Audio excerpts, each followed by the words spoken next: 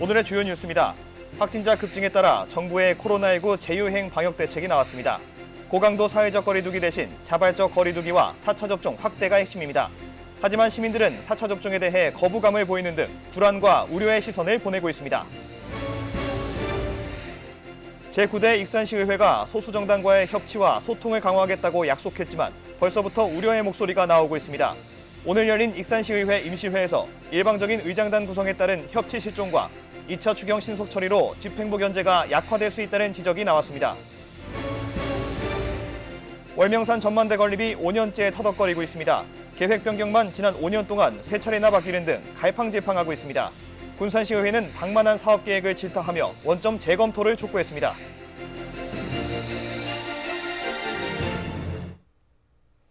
여러분 안녕하십니까? 7월 13일 수요일 KCN 종합뉴스입니다. 정부가 코로나19 재유행에 대비하기 위한 방역 대책을 발표했습니다. 정부는 고강도 사회적 거리두기 대신 자발적 거리두기와 4차 접종 확대를 내놨는데요. 하지만 시민들은 백신 4차 접종에 대해 부정적인 반응을 보이는 등 정부 대책에 대해 아쉬운 목소리를 냈습니다. 윤현석 기자의 보도입니다. 13일 기준 도내 코로나19 신규 확진자는 1,050명. 신규 확진자 수가 1,000명대를 기록한 것은 1,021명을 기록했던 지난 5월 25일 이후 50일 만입니다. 군산과 익산에서도 세 자릿수 확진자가 발생했습니다. 군산은 131명의 확진자가 발생했고 익산도 121명을 기록했습니다. 익산과 군산을 비롯해 도내 곳곳에서 일주일 만에 확진자가 2배 이상 늘어나는 이른바 더블링 현상이 발생했습니다. 위중증 환자도 일주일 전 24명에서 50명으로 2배 넘게 늘었습니다. 도내 전담병상 293개 가운데 50개 병상이 들어차 병상 가동률도 17%로 상승했습니다. 시민들은 코로나19 재유행 소식에 불안감을 나타냈습니다. 아무래도 저는 자영업자 하는 입장으로서, 짬도 입장으로서는 조금 많이 무섭기는 하죠.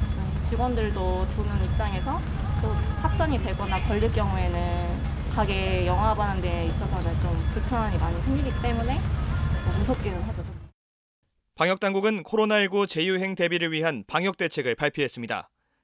이번 대응 방안에서 눈에 띄는 점은 신규 확진자 수의 급증세에도 영업시간 제한과 사적 모임 인원 제한 등 거리두기 조치는 포함하지 않았다는 것입니다.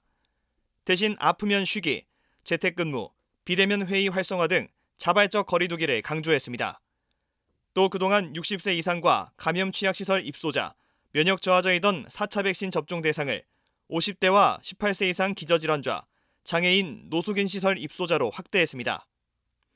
방역당국은 4차 접종을 통해 코로나 중증화 진전을 예방할 수 있다며 백신 접종을 강력히 권고했습니다.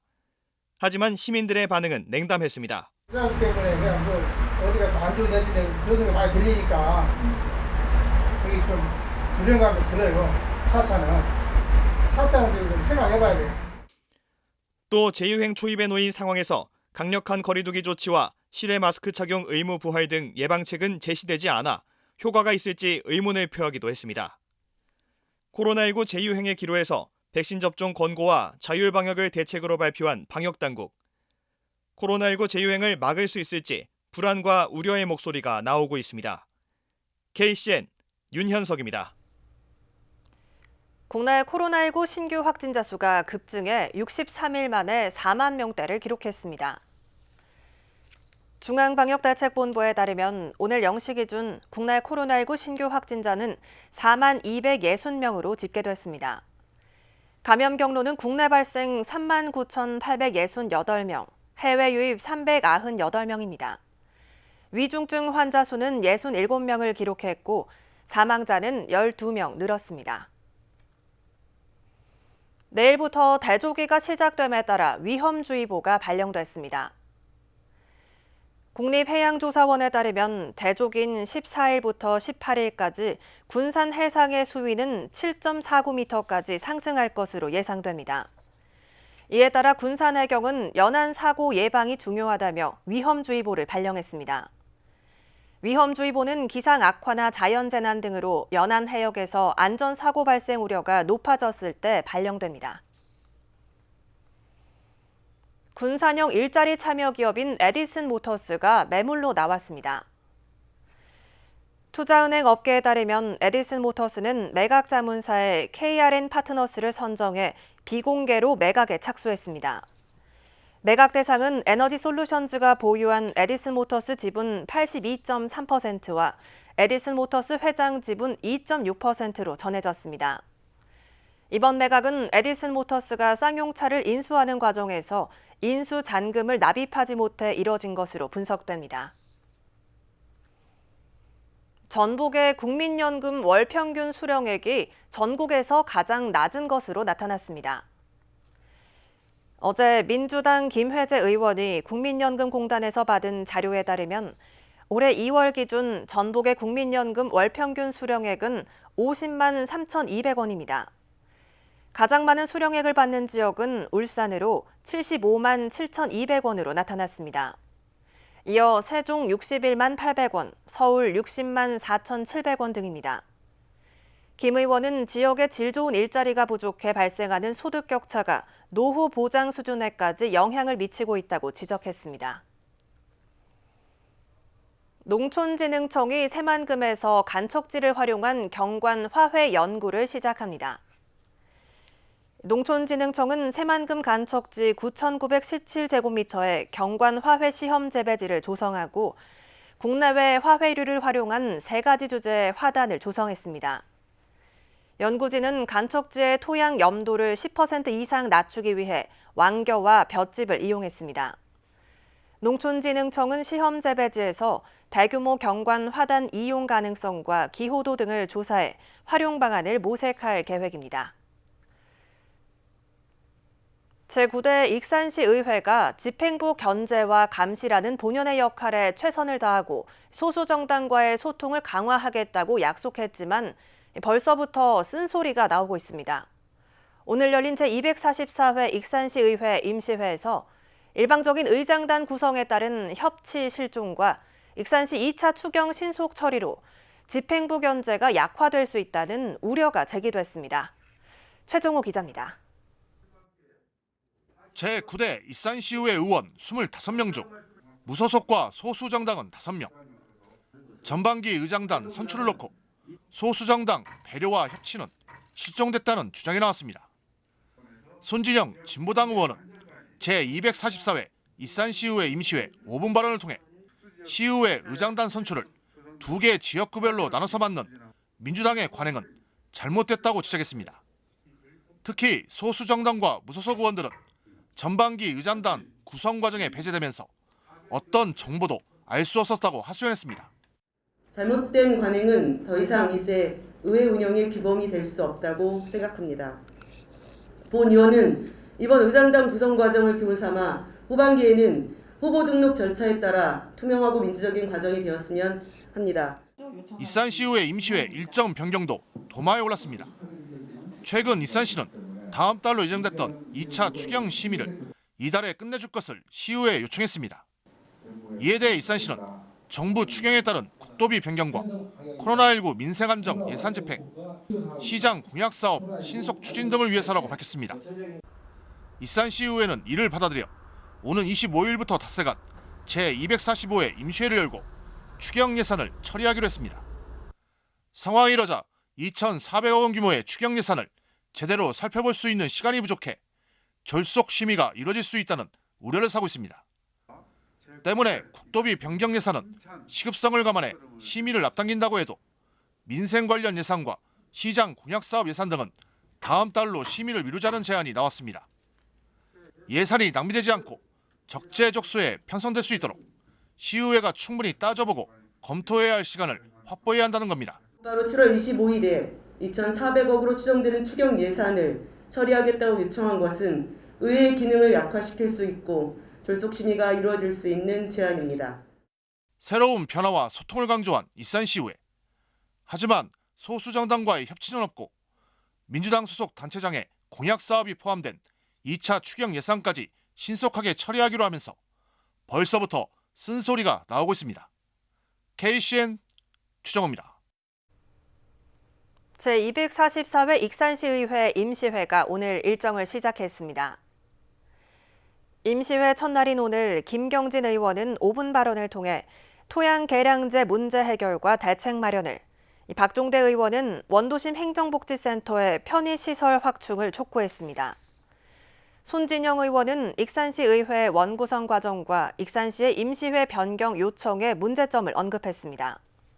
한편 이번 임시회는 오는 22일까지 열흘간 진행됩니다. 익산시 의회가 예산결산특별위원회를 구성했습니다. 예결위에는 3개 상임위원에서 모두 7명이 참여했습니다. 기획행정위원회에서는 강경숙, 이종현 의원이 참여했고 보건복지위원회에서는 송영자, 손진영, 조남석 의원이, 산업건설위원회에서는 김경진, 조은희 의원이 이름을 올렸습니다. 이번에 구성된 예결위 위원 7명 가운데 4명은 초선입니다. 김관영 도지사가 원희룡 국토교통부 장관에게 군산공항 운항 횟수를 유지해 줄 것을 요청했습니다. 전북도에 따르면 김 지사는 최근 원 장관을 만나 군산과 제주를 오가는 항공편을 지금처럼 하루 8차례로 해야 한다고 요청했습니다. 이에 대해 원 장관은 기업과의 관계가 있지만 고민하겠다고 답했습니다. 군산공항 항공편은 이스타항공 운항 재개 등을 이유로 이달 말까지 임시로 기존처럼 운항합니다. 군산시가 청년을 고용한 기업에 2년간 인건비 80%를 지원합니다. 시는 이 같은 내용의 지역주도형 청년 일자리 사업 관리 시스템 구축을 완료했습니다. 오는 15일부터 다음 달 20일까지 참여기업과 청년 근로자 300여 명을 대상으로 시범 운영에 들어가며 불편사항과 개선 의견을 수렴해 오는 9월 1일부터 정식 운영할 계획입니다. 군산의 인구가 지난 7년간 14,000여 명 감소한 것으로 나타났습니다. 군산시에 따르면 지난달 군산의 인구는 26만 3,897명으로 2015년 27만 8,398명보다 14,501명 줄었습니다. 군산의 인구는 지난 2017년부터 매년 평균 2,450명가량이 줄어 이 같은 추세라면 2024년에는 인구 26만 명 선이 붕괴할 것이란 우려가 커지고 있습니다. 청년 인구 비율은 2015년 28.07%에서 지난 5월 현재 23.4%로 5%가량 감소했습니다. 익산시가 공익중심 감사를 도입해 적극 행정을 지원합니다. 이를 위해 시는 공익과 직결되는 사업에 대해 효과성을 검토해 성과 위주로 감사하기로 했습니다. 또 적극 행정 면책 활성화, 공직기강 확립을 비롯한 4대 추진 전략을 마련했습니다. 한편 익산시는 지난해 도내에서 최초로 감사위원회를 출범했으며 청렴도 평가 2등급을 받아왔습니다. 군산에 랜드마크를 만들겠다며 추진한 월명산 전망대 건립이 5년째 삐걱거리고 있습니다. 수차례 바뀐 사업 계획과 예산 때문인데요. 군산시의회는 간담회에서 집행부에 방만한 사업 계획을 질타하며 원점에서 재검토하라고 촉구했습니다. 모형숙 기자입니다. 군산 말랭이 마을 위로 뻗은 월명산. 군산시가 서해낙조와 동백대교를 한눈에 볼 수 있는 고층 전망대를 짓기로 했습니다. 하지만 높이와 사업 계획이 수차례 바뀌면서 5년째 착공도 못하고 있습니다. 전망대 사업이 처음 추진된 것은 지난 2017년. 당초 6억 원을 들여 개항 60주년 기념 전망대를 정비하기로 했지만 규모가 커지면서 이듬해 26억 원을 들여 30m 높이로 변경됐습니다. 다시 2년 뒤 지금의 평화매점 옆으로 부지를 옮기고 80억 원을 들여 45m 높이로 기본 계획안이 확정됐다가 2021년 50m로 문체부 사업계획 변경 승인을 받았습니다. 그러나 설계 과정에서 외벽 자재 문제로 사업비가 80억 원에서 137억 원으로 늘면서 전망대 규모가 83억 원, 39.2m로 축소됐습니다. 여기에 진입로 공사를 위해 15억 원이 더 들게 되면서 전망대 건립에 모두 78억 원이 투입될 상황. 높이 변경만 5년 동안 3차례 이상 바뀌고 사업비도 당초 6억 원에서 100억 원 가까이 늘었습니다. 사정이 이러다 보니 시의회가 집행부에 방만한 사업 추진을 질타하고 나섰습니다. 48m 높이로 지키려 했던 전망대가 10m가량 줄면서 당초 계획했던 랜드마크의 역할을 할 수 있는지 의문을 제기했습니다. 이것은 48m가 가야만이 랜드마크가 되고 정말 좋다. 그렇기 때문에 회사를 이렇게 해줘라. 이렇게 우리가 의원들한테 설명을 했어요. 근데 설명을 하고 나서 봤는데 내 회사에 부족하거든요. 그러면 당초에 48m를 고집한 이유 명분이 없는 거예요. 진입로 지금 하고 있잖아요. 그런데 지금 장마철이잖아요. 근데 그런 방법으로 해서 진입로가 가능할까라는 좀 의심이 가더라고요. 이대로 진행하기에는 좀 부족한 부분이 너무 많을 것 같다는 생각이 들어요. 잦은 높이 변경과 허술한 계획에 원점부터 다시 재검토해야 한다는 지적도 나왔습니다. 몇백 프로도 나한테 몇백 프로가. 근데 이것을 우리가 몇백 프로도 안 하면서 의회에서 어떻게 이걸 했냐고요. 저는 이 사업을 원점에서부터 다시 시작해야 된다. 원점에서부터. 첫째는 전망대 위치가 너무 거기 원래 거기 안 있었잖아요. 우리가. 금동 저쪽에 있다가 문해체는 안 된다니까 지금 밀려서 온 거잖아요. 군산시가 관광 활성화를 위해 추진한 월명산 전망대. 갈피를 못 잡는 사업 계획에 5년째 착공도 못하고 있습니다. KCN 모영숙입니다. 모바일 운전면허증이 오는 28일부터 도입됩니다. 전라북도는 서울을 비롯한 지역에서 시범적으로 이뤄졌던 모바일 운전면허증 발급이 오는 28일부터는 전국 지자체에서도 이뤄진다고 밝혔습니다. 모바일 운전면허증은 관할 경찰서 민원실이나 운전면허시험장에서 발급됩니다. 개인 스마트폰에 발급하는 모바일 운전면허증은 기존 플라스틱 운전면허증과 동일한 법적 효력을 지닙니다. 검찰이 중학교 여자 동창생을 살해한 뒤 시체를 야산에 유기한 사건에 대한 법원의 1심 판결을 받아들일 수 없다며 항소했습니다. 전주지검 군산지청은 사실 오인과 법리 오해, 양형 부당을 이유로 법원에 항소장을 제출했다고 오늘 밝혔습니다. 73살 A씨는 지난해 4월 익산에 있는 자택에서 중학교 동창생인 B씨를 폭행해 살해한 뒤 미륵산에 시신을 몰래 버린 혐의로 기소돼 1심에서 징역 13년을 선고받았습니다. 당시 재판부는 검찰이 제출한 증거만으로는 살인의 고의성을 인정하기 어렵다며 살인 대신 강제추행치사를 유죄로 인정했습니다. 익산 원광정보예술고등학교와 진경여자고등학교가 교육부의 직업계고등학교 학과 재구조화 지원 사업에 선정됐습니다. 이에 따라 원광예술정보고는 창업경영과를 보건행정과로, 회계금융과는 반려동물과로 변경합니다. 진경여자고등학교는 국제무역과를 카페 디저트과로 변경합니다. 이들 학교는 도교육청의 학과 개편 승인 절차를 거쳐 내년부터 2년 동안 신입생을 모집하고 학급당 2억 5천만 원을 지원받습니다. 전북교육청이 2025년부터 시행하는 고교 학점제에 대비한 교과목별 지원 자료를 보급합니다. 도교육청은 광주시 교육청, 인천시 교육청과 공동으로 최소 학업 성취 수준 보장 교수 학습 지원 자료집을 개발했습니다. 자료집은 이수 기준인 학업 성취율 40% 달성 여부를 확인할 수 있는 문항과 학업 성취율이 부족한 학생을 위한 교수 학습 자료로 구성됐습니다. 도교육청은 독서와 수학 원을 도교육청 홈페이지에 올리고 영어 독해와 작문은 학교에 제공할 예정입니다. 다음은 전북권 뉴스입니다. 도내에서 인플루엔자 바이러스가 2년 만에 검출됐습니다. 전북보건환경연구원이 지난 5일 채취된 검체를 조사한 결과 인플루엔자 바이러스가 검출됐으며 이는 코로나19 사태 전 유행하던 바이러스라고 밝혔습니다. 연구원은 바이러스 검출이 곧바로 유행으로 이어지기는 어렵지만 올 가을과 겨울쯤 코로나19와 함께 동시 유행할 가능성이 있다며 철저한 위생 관리가 필요하다고 덧붙였습니다. 선거 개입 의혹을 받고 있는 전북자원봉사센터 간부가 보조금 횡령까지 일삼은 것으로 드러났습니다. 전북경찰청에 따르면 횡령 등의 혐의로 전북자원봉사센터 간부 A씨를 조사하고 있다고 밝혔습니다. A씨는 지난 2018년부터 지난해까지 봉사단체 3곳을 허위로 만들어 1,800만 원의 보조금을 수령한 혐의를 받습니다.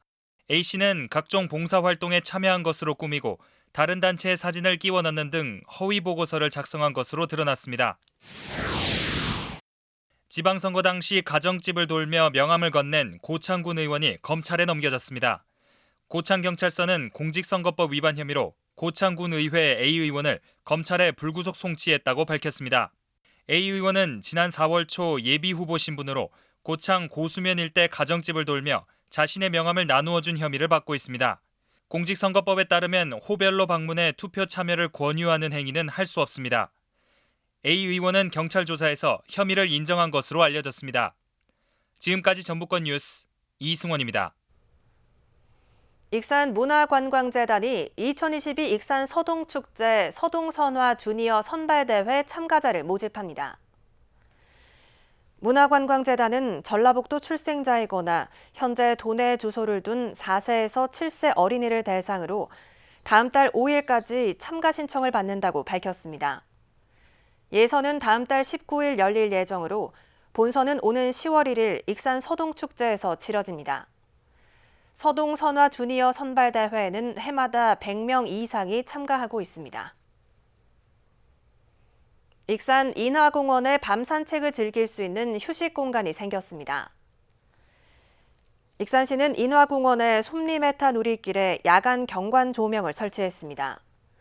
시는 지난해 산책로 200m 구간에 조명을 시범 설치했으며 이번에 1.1km 구간에 조명 추가 설치가 완료됐습니다.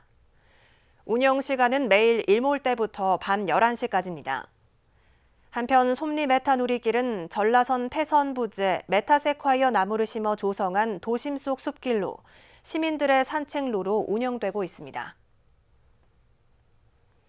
LG화학 익산 공장이 폐기물 재활용 우수업체로 인증받았습니다.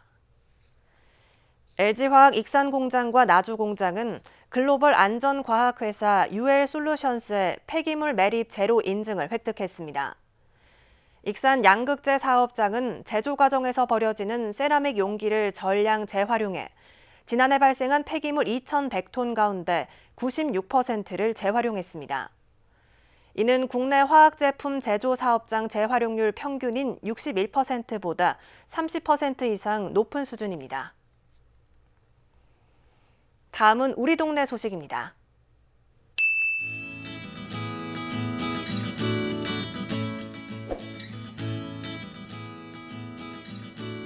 익산 부송도서관이 여름방학을 맞은 관내 중학생을 대상으로 진로 특강을 실시합니다. 참여 신청은 15일 10시부터 익산시립도서관 홈페이지에서 할 수 있습니다.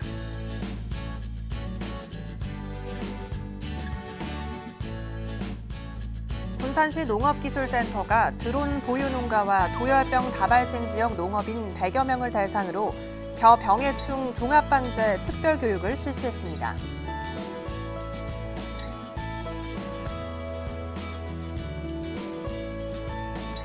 군산 나운 3동이 초복을 앞두고 관내 저소득 가정 38세대 삼계탕과 밑반찬, 과일 등 부식 꾸러미를 전달했습니다.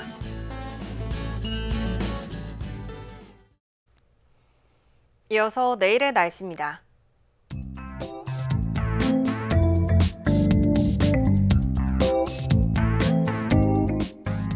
내일 우리 지역은 대체로 흐린 날씨를 보이겠습니다.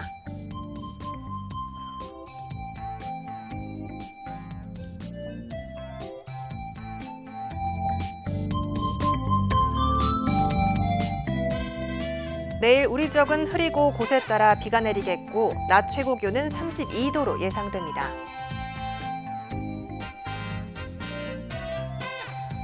군산은 26도에서 28도의 기온 분포를 보이겠습니다.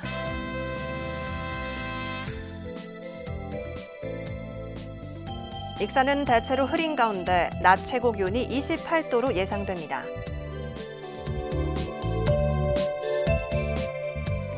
바다의 물결은 서해남부 모든 해상에서 0.5m에서 2m로 잔잔하겠습니다.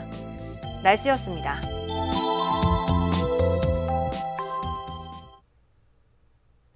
이상으로 KCN 종합뉴스를 마칩니다. 정확한 보도로 늘 함께하겠습니다. 시청해주신 여러분 고맙습니다.